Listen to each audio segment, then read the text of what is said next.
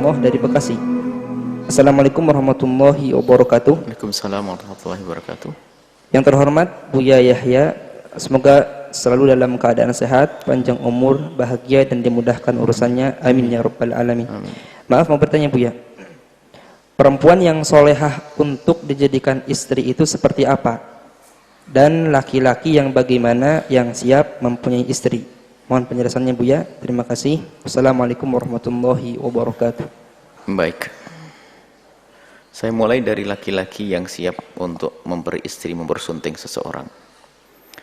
Jadi untuk menyunting seorang anak gadis, tidak harus menunggu Anda menjadi orang yang istimewa. Kalau Anda ingin menyunting anak gadis, nunggu Anda menjadi istimewa sampai tua, mungkin tidak akan menikah. Akan tapi hidup ini adalah belajar yang tidak ada hentinya.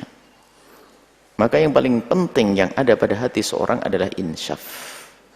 Ingin merubah diri menjadi lebih baik, menyadari kekurangannya, maka itulah kunci dahsyat untuk menjadi baik. Begitu sebaliknya, kalau orang merasa dirinya baik terus, dia tidak akan bisa bertambah baik. Maka kunci yang pertama bagi orang yang ingin meminang seorang anak gadis adalah siaplah dirimu untuk berubah.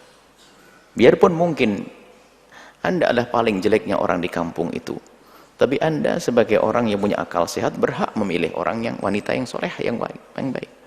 Memang hari itu Anda belum soleh benar, tapi Anda punya cita-cita mulia, cita-cita tinggi untuk menjadi yang solehah. Bahkan mungkin berkata, aku ingin mendapatkan seorang istri yang bisa membimbingku. Sehingga alangkah banyaknya seorang suami yang tidak bisa membaca Al-Quran ternyata setelah menikah belajar dengan istrinya Al-Quran, belajar sholat dari istrinya ada. Tapi kuncinya keinsafan. Maka tidak ada baiknya bagi seorang laki-laki yang sombong di dalam hati. Sombong tidak ada baiknya. Paling rendahnya manusia. Karena kalau sudah sombong dalam hatinya akan muncul merendahkan. Biarpun istrinya paling baik pun dia akan merendahkan. Gak akan pantas menikah. Sementara istrinya juga manusia bukan malaikat. Tentu ada kekurangannya. Habis akan direndahkan dan dihabiskan. Maka dia akan laki-laki dungu yang tidak pantas menikah. Maka jadilah Anda orang yang seperti ini, insyaf. Insyaf ingin membuat perubahan. Kemudian setelah itu dalam keyakinan kita, memang kita akan mendapatkan setelah itu memilih seperti apa. Wanita solehah. Kriteria ya. Bukankah Nabi mengajarkan kriteria? Tunkahul mar'atu li arba'in. Jika engkau ingin menikah seorang anak gadis, ada 4 pilihan, 4 kriteria. Ya li jamaliha. Oke, kau mandang cantiknya. Wali hasabi li maliha, mungkin melihat kekayaannya. Wali hasabia, karakter sifat. Dia lembut atau kasar, emosional atau macam-macam. Ini adalah dari sini. Baru ad-din li diniha, agama. Agama ini bukan orang alimah, bukan. Agama ini adalah tampaklah ini mungkin wanita solehah. Agama adalah rasa patuh yang ada dalam diri wanita terhadap syariat. Patuh, mungkin dia orang yang sangat bodoh, sama kasus dengan laki-laki, tapi dia patuh dengan syariat. Dia tidak mengerti, membaca Al-Quran pun belepotan, bahkan hukum fikih pun pas-pasan. Tapi kalau sudah dikatakan para ustadz ulama, khudu, patuhnya luar biasa. Itulah solehah. Din di dalam hati ada wadah, hatinya adalah bisa dimasuki dengan bermacam-macam kemuliaan. Ada din. Inilah kunci wanita. Tapi kalau wanitanya sama kasusnya, dia bukan wanita yang insyaf, bukan wanita yang punya din, punya agama. Agama itu kepatuhan kepada syariat, sehingga diingatkan bantah. Oh, dari dulu saya juga gini kok, ngapain? Wah, diingatkan masih rewel. Hah? Ya, kalau ada perempuan begini cocoknya sama laki-laki yang kurang ajar tadi itu, biar berantem terus itu. Nah, kalau perempuannya seperti itu, nggak bisa diingatkan, nggak bisa dibimbing, ketemunya cocoknya laki-laki tadi yang nggak pantas ketemu, yang nggak punya insaf tadi, biar ketemu berantem perang nanti. Akan tapi ini makanya at-thayyibun lit-thayyibat. Orang baik, laki-laki baik, perempuan baik. Jadi dasarnya. Jadi wanita salehah adalah agama bukan menjadi seorang yang alimah, bukan. Kepatuhan kepada syariat. Diingatkan oleh seseorang, bangun malam, Neng. Kenapa bangun malam? Tahajud. Allah senang dengan orang bangun malam. Doa dikabul. Oh gitu. Semangat. Inilah yang terjadi pada ibu-ibu di kampung sana. Dia bukan seorang alim, tapi jam 3 sudah bangun malam baca Al-Quran. Barangkali 4 hari 3 hari khatam Al-Quran. Tapi yang katanya mondok bertahun-tahun itu lihat, sholat tahajudnya itu kadang iya kadang enggak. Duhanya pun ngebut banget, macam-macam. Nah, ini insyaf, itu wanita solehah. Jangan tergambar yang wanita solehah harus santri jebolan pondok pesantren. Ya enggak begitu dong. Keinsyafan di dalam hatinya kepada Allah, kepada kebenaran, itulah dia solehah. Diingatkan mudah, marhaba. Diingatkan oleh suaminya, iya bang makasih, kamu tidak boleh gitu sayang. Iya bang, masya Allah senang.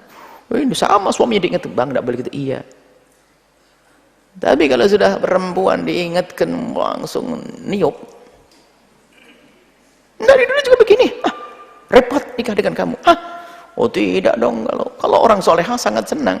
Diajak bangun malam, masya Allah terima kasih. Ngomong abang, aku pikir abang dulu ganteng, ternyata setelah sering bangunin saya tahajud jadi ganteng pol. Gitu dong. Capek ini dong. Seperti itu. Jadi begitulah kisah cinta dalam kisah berumah tangga itu. Tidak harus ini seorang alim, nanti kacau dong. Oh harus ustadz, belum tentu ustadz akhlaknya nggak baik juga nggak perlu. Engkau pilih wahai anak gadisku, nggak perlu. Ustadznya nggak beradab, ustadznya sombong. Apa yang diambil dari kesombongannya? Nggak ada perlunya. Karena kalau sombong akan merendahkan dirimu. Kan sombong kepada Allah. Nggak perlu. Sama. Katanya ustadzah, jebolan pondok, hafal ini, hafal itu. Tapi sombongnya setengah mati. Quran hafal. Sombong nggak ada perlunya. Temannya iblis dia. Ngapain kau nikah dengan iblis? Jadi seperti itu, sederhana sekali. Maka benahi dirimu menjadi orang yang insyaf, tawadhu, tidak akan merendahkan. Bahkan kalau wanita, kalau laki-laki soleh, biarpun ada kekurangan yang jelas tidak akan menyebut sebagai kekurangan, apalagi bukan sebuah kekurangan. Istri yang solehah tidak akan menyebut kekurangan pada suaminya, misalnya kurang fisiknya, naudzubillah. Mohon maaf, namanya keringat di mana-mana bau, ya enggak? Mungkin seorang istri yang solehah, dia akan berkata, ini ciri khas suamiku. Enggak akan ngatakan, kenapa baumu gitu? Coba mandi. Kalau sudah berani membicarakan fisiknya manusia, paling rendahnya perempuan. Laki-laki berani bisa menjelekkan fisiknya istrinya, paling jeleknya laki-laki. Karena fisik Allah yang menciptakan, menghadirkan. Hati-hati. Suamimu pilihan Allah, istrimu pilihan Allah. Sudah itu. Tinggal untuk menjadikan lebih cantik adalah ghaddul basar, tutup matamu, syukuri nikmat Allah. Ada muncul setelah itu adalah rasa cinta dan kasih sayang. Biarpun menikah tanpa cinta, cinta dibangun setelah pernikahan. Makanya Nabi menyebutkan, nikahkanlah anak perempuanmu dengan orang soleh. Soleh. Bukan Ustadz soleh saja, Ustadz soleh. Ustadz soleh, soleh insyaallah. Soleh. Orang soleh, bukan orang alim maksudnya. Soleh yang dekat kepada Allah, rasa takutnya ada. Jika dia tidak mencintai anak perempuanmu, dia tidak akan merendahkan dan menghinakannya. Orang soleh, jika dia tidak mencintai anak perempuanmu, dia tidak akan merendahkan dan menghinakannya. Dan jika tetap dia tidak ngomong, tidak mengatakan aku nggak cinta kepadamu, aku nggak akan ngomong begitu, karena dia orang soleh.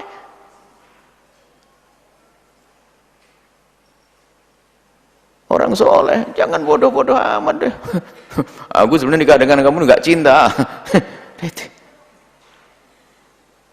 Kemudian, jika suami itu mencintai putrimu, niscaya dia akan memuliakannya. Di saat tidak mencintai, tidak menghinakannya, akan melaksanakan kewajiban-kewajibannya. Itu orang soleh. Maka anak-anakku semuanya, jadilah orang soleh. Jadikah wanita solehah. Bukan karena ilmu nanti, alim bukan. Iblis alim, terkutuk dia, sombong. Jadi seperti itu ya, tapi ingin Allah. Insya Allah yang bertanya langsung nikah habis ini ya. Benar diri, jangan nunggu saya pengen bersama ya sudah, saya jelek, insaf, saya minta maaf, menyesal saya malam, baru ngelamar. Nggak diterima gimana? Podo utuh cari yang lain lagi. Jadi harus ada target. Ngelamar tuh yang bener. Ngelamar itu yang bener. Jangan hanya, makanya repotnya kalau orang sudah jatuh cinta dulu. Ini kan masuk dalam wilayah dipaksa dia, dipaksa oleh hati yang mendahului dengan cinta. Nggak bisa milih setelah itu. Kenapa kamu milih dia? Nggak tahu. Nggak tahu. Gini, kenapa kamu mau nikah dengan dia? Nggak tahu. Ada kriteria, dia soleh, dia baik, dia seperti itu ya. Itu anak-anakku yang soleh dan yang solehah ya. Benahi dirimu, maka Allah akan kirim orang yang akan bisa menyempurnakan upaya untuk benah diri.